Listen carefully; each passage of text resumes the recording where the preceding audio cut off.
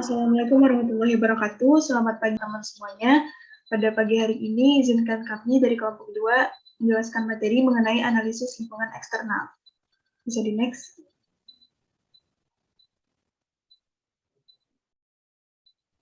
Sebelum itu, izinkan saya memperkenalkan anggota kelompok. Yang pertama ada Yolanda Kristanti Malau, ada Faris Nurul Fatima, dan saya sendiri Mutiara Maharani. Bisa di next. Baik, materi pertama akan dijelaskan oleh Faris. Kepada Faris, waktu dan tempat dipersilahkan. Baik, yang pertama yaitu ada lingkungan eksternal jauh yang secara umum. Bisa di next.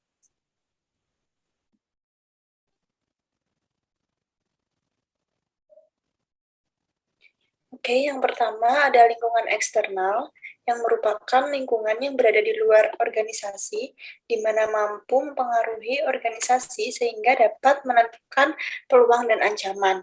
Nah, terdapat perspektif juga yang mengaitkan ketidakpastian lingkungan, yaitu kondisi lingkungan eksternal yang sulit diramalkan perubahannya. Nah, ini seperti menguji kemampuan para anggota organisasi dalam mengambil keputusan. Di sini juga terdapat analisis PESTEL dan analisis STEEP, yang dimana contohnya itu ada analisis faktor sosial. Di dalam situasi saat ini, gaya hidup digital dalam menggunakan internet bukan hanya untuk berkomunikasi, tetapi juga bertransaksi. Nah, kemacetan lalu lintas itu merupakan hal yang wajar bagi kota-kota yang besar. Nah, ini bisa menjadi peluang bagi kendaraan online seperti Gojek, Grab, karena dapat menjadi solusi bagi sebagian besar orang untuk menghindari kemacetan. Nah, karena memberikan kemudahan, biaya yang murah, kenyamanan, dan keamanannya juga terjamin. Bisa di next.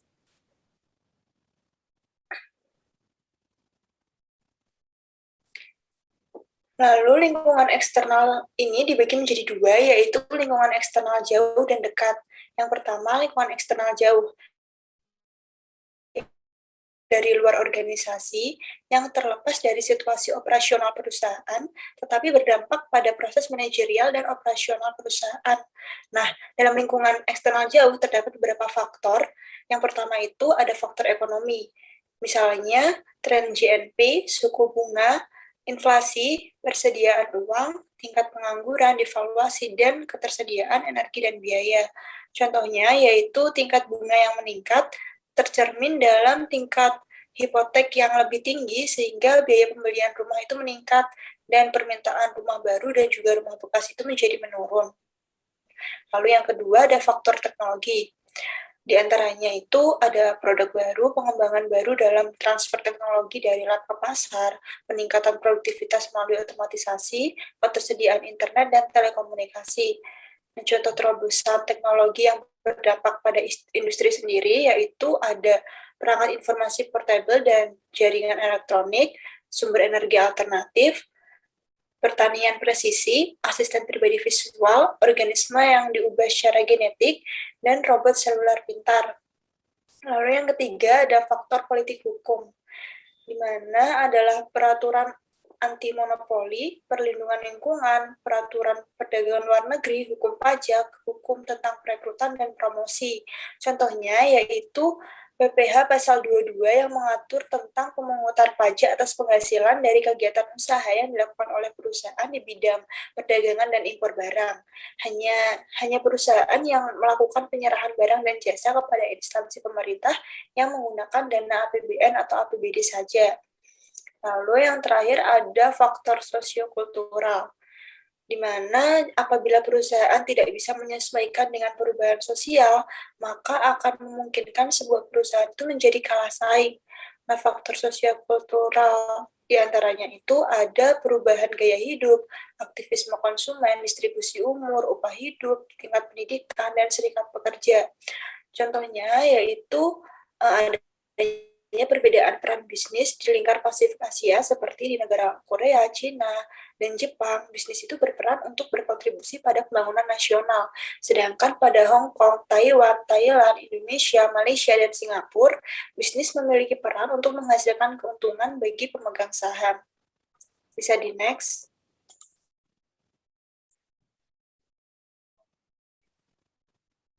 Selanjutnya akan dijelaskan oleh rekan saya. Baik, selanjutnya adalah lingkungan eksternal dekat secara umum.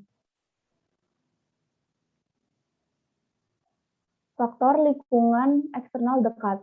Faktor lingkungan eksternal dekat yaitu faktor yang memiliki dampak langsung pada kegiatan operasi sebagai strategi dan kebijaksanaan suatu perusahaan.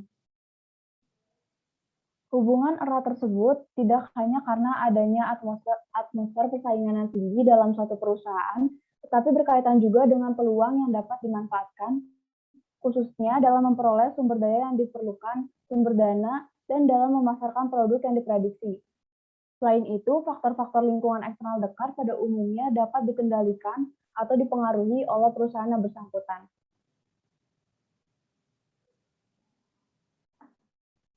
Kekuatan yang memacu persaingan industri. Kekuatan yang memacu persaingan industri ini terbagi menjadi 6. Yang pertama, ancaman pendatang baru. Ancaman pendatang baru tergantung pada adanya penghalang masuk dan juga reaksi-reaksi yang diharapkan dari pesaing-pesaing yang sudah ada. Berikut merupakan beberapa penghalang masuk atau barriers to entry. Di antaranya, yang pertama skala ekonomi, yang kedua diferensiasi produk dengan memaksa pendatang untuk memberikan pengeluaran yang cukup besar, yang ketiga kebutuhan modal, yang keempat biaya untuk berpindah, yang kelima independensi ukuran kerugian biaya, dan yang terakhir kebijakan pemerintah.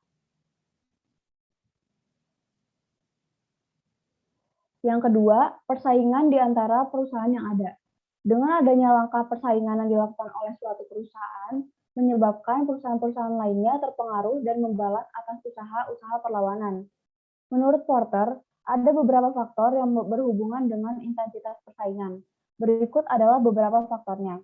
Yang pertama, ada jumlah pesaing. Yang kedua, tingkat pertumbuhan industri. Yang ketiga, karakteristik produk atau jasa. Yang keempat, jumlah biaya tetap. Yang kelima, kapasitas.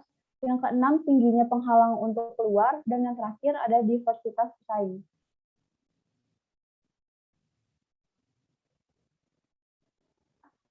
Yang ketiga ada ancaman produk pengganti. Produk pengganti hadir dengan bentuk dan tampilan yang berbeda, namun tetap dapat memuaskan kebutuhan yang sama dari produk lainnya. Selanjutnya, yang keempat, kekuatan penawaran pembeli. Pembeli memiliki peran yang sangat penting karena mempengaruhi industri melalui kemampuannya dalam menekan harga, permintaan terhadap kualitas barang atau jasa yang lebih baik dibandingkan sebelumnya, dan memainkan peran untuk membuat satu pesaing melawan pesaing lainnya.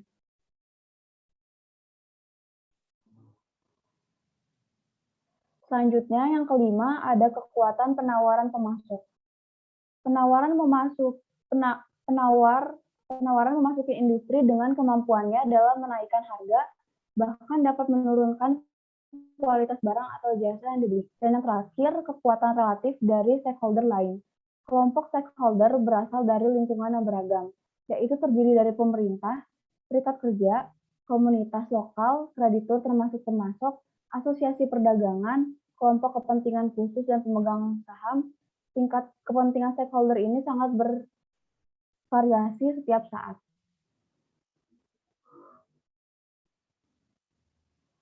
Selanjutnya akan dijelaskan oleh rekan saya, Mutiara.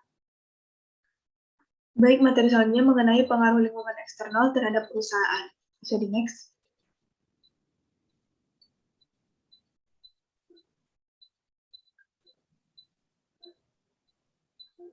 Oke, sebelum masuk pada cara mengidentifikasi dan menganalisis perkembangan lingkungan eksternal ini, kumpulan kompetitif yang berada dalam perusahaan itu merupakan kemampuan dalam mengidentifikasi dan menanggapi lingkungan eksternal jauh sebelum munculnya persaingan. Hal ini terlihat jelas di mana beberapa perusahaan itu lebih mampu beradaptasi daripada perusahaan lain yang disebabkan karena adanya perbedaan kemampuan yang dimiliki oleh para manajernya untuk memahami isu-isu yang beredar dan pilihan faktor-faktor strategis eksternal mana yang penting atau tidak. Oke, di sini ada beberapa cara untuk mengidentifikasi dengan analisis perkembangan lingkungan eksternal dengan menggunakan metode ISUS Priority Matrix. Yang pertama dengan mengidentifikasi kemungkinan tren yang muncul di lingkungan alam, sosial, serta tugas yang ada. Mulai dari isu lingkungan strategis hingga tren yang penting, yang jika terjadi mungkin akan menentukan seperti apa dunia dalam waktu dekat. Yang kedua, menilai beragam kemungkinan jika suatu tren tersebut terrealisasikan dari rendah, sedang, hingga tinggi. Dan yang ketiga, memastikan dampak dari level rendah ke tinggi dari tren yang terjadi pada korporasi yang sedang diperiksa. Faktor-faktor strategis yang ada dalam perusahaan itu bisa menjadi tren pada lingkungan utama yang dinilai memiliki kemungkinan dampak pada level sedang hingga tinggi di setiap perusahaannya. Priority matrix dapat digunakan untuk membantu manajer dalam memutuskan tren lingkungan, mana yang harus dianalisis dan dipantau dari segi faktor strategisnya. Faktor strategis ini dikategorikan sebagai peluang dan ancaman yang dimasukkan dalam perumusan strategi. Bisa di next.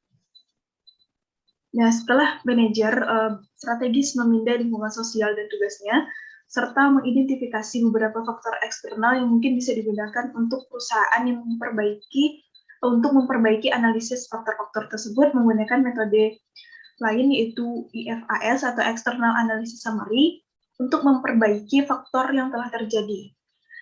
Ya, eksternal faktor analisa summary merupakan cara dalam mengatur eksternal ke dalam kategori peluang dan ancaman yang diterima secara umum untuk menganalisis manajemen perusahaan dalam menanggapi faktor yang telah dirasakan oleh perusahaan. Di sini ada 6 langkah yang dapat digunakan oleh perusahaan yang sedang melakukan analisis. Yang pertama dengan membuat daftar peluang terpenting dan ancaman yang akan dihadapi perusahaan di masa depannya. Yang kedua, memberikan bobot penilaian dari setiap faktor apakah penting atau tidak sesuai dengan dampak faktor pada strategi perusahaan. Semakin tinggi nilai yang didapat, semakin penting pula faktor tersebut digunakan untuk keberhasilan suatu perusahaan. Yang ketiga, memberikan peringkat untuk setiap faktor yang ada sesuai dengan respon perusahaan terhadap faktor tersebut. Nah, peringkat ini nantinya akan menjadi bahan penilaian mengenai seberapa baiknya perusahaan dengan faktor eksternal tersebut. Yang keempat, mengalihkan bobot penilaian pada kolom 2. Pada kolom 2 tadi yaitu dengan memberikan bobot penilaian dengan peringkat untuk setiap faktor tersebut untuk mendapatkan hasil bobot dan faktor mana yang peringkatnya lebih tinggi. Yang kelima, dengan memperhatikan bobot dan peringkat dari faktor tersebut yang sudah dipilih. Dan yang terakhir, dengan menentukan skor tertimbang untuk suatu perusahaan, di mana skor tersebut digunakan untuk membandingkan perusahaan mana, misal perusahaan A dengan perusahaan lain. Nah, skor ini juga nantinya akan menunjukkan kinerja perusahaan dalam profitabilitas dan pangsa pasarnya. Misalnya dalam studi industri, skor 3.0 itu menjadi total skor tertimbang bagi suatu perusahaan. Bisa di next. Baik, sekian presentasi dari kelompok 2. Bila ada kesalahan, mohon dimaafkan. Wassalamualaikum warahmatullahi wabarakatuh.